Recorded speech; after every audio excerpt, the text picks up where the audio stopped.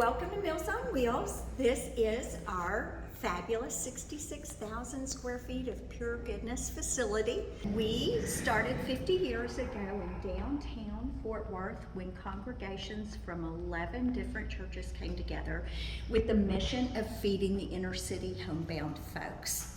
Back then, we were serving 25 meals a day, and fast forward to today, we're producing more than 5,300 meals each day from this facility. These are names of foundations, individuals, and donors that have made it possible for us to be completely debt-free in this facility.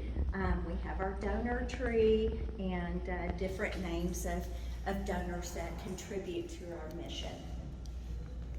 Each day, it takes more than 330 volunteers to deliver the meals during our lunch hour. So to qualify as a client, you have to be homebound and unable to prepare a meal mentally or physically on your own, and you don't have anyone that can prepare a meal for you on a regular basis.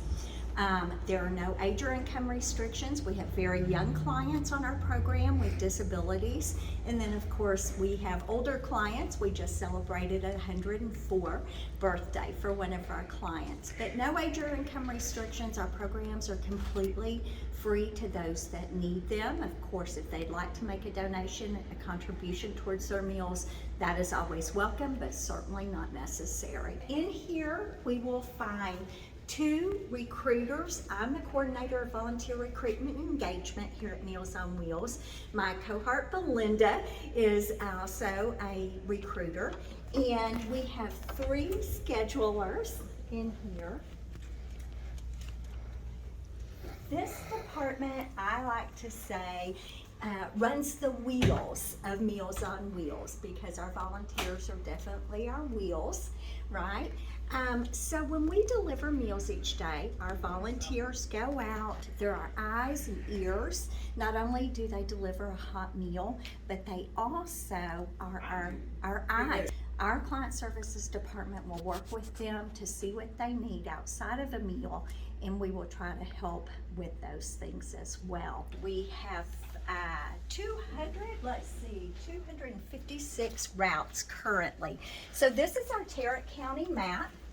Every black outline on this map is what we call a meal site.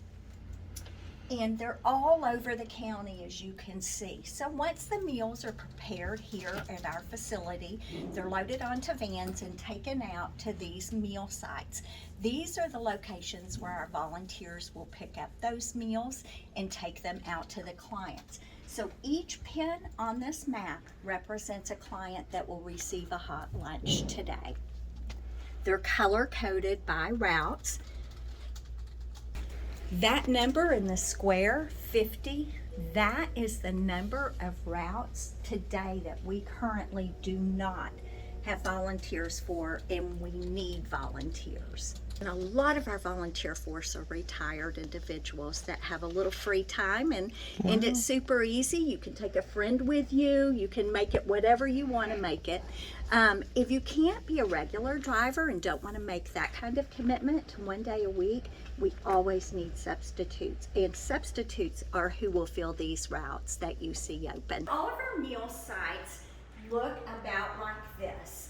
Once the meals are taken into that meal site in coolers like this, then a site volunteer will count them out, make sure there are enough meals there and enough drinks, etc. for each route. Volunteers will come in, pick up their route, they'll pick up their route sheet so they know who they're delivering to and what their meal choice is today. Then they'll sign out and off they go to deliver to the clients. We have a nutrition department down here. It has dietitians, pharmacy techs, and all kinds of support staff in there. They plan our meals very carefully in partnership with our kitchen. Everything meets dietary restrictions for a whole host of needs. And so those are planned by them. They work with the kitchen on production of those meals. We also have a home meds program. So you have a prescription for everything from multiple doctors. Well, we know that falls are a great risk to our clients, so we try to eliminate that. So these folks can go into this program and they can see what jives together, and sometimes it's just as simple as take this one in the morning and move this one to the evening, or eat a cracker with this one, whatever it may be, but it reduces that fall risk. A lot of our staff has already gone home. This is the end of their day. These folks are with a company named Trio. They're one of the nation's largest community meal providers, and we just couldn't do it as good as they do it. They're fabulous, and we feel very blessed to be in partnership with them. So all the equipment you see is ours. The staff is Trios, and again, they are a partner of ours. So once the meals are prepared early in the morning, they're packaged, sealed, they roll down this conveyor belt, and they're packed into hot boxes.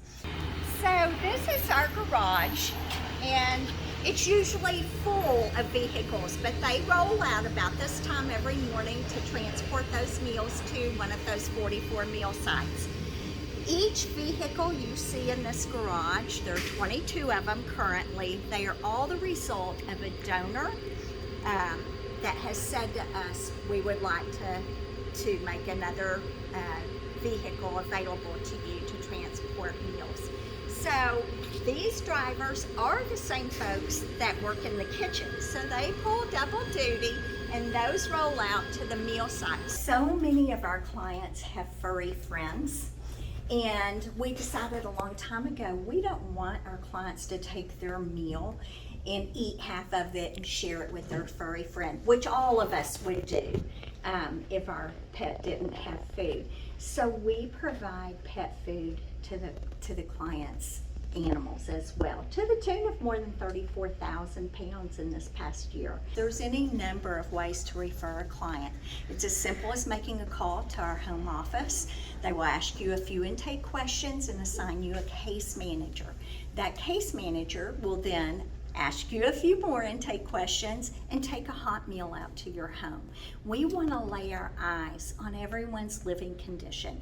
What do they need besides a meal? Those case managers will keep an eye on those clients throughout the year via home visits, phone calls, all kinds of things. So we keep a very close eye on our clients, and we want to make sure they have everything they need. We feel very fortunate to have a marketing and development department here.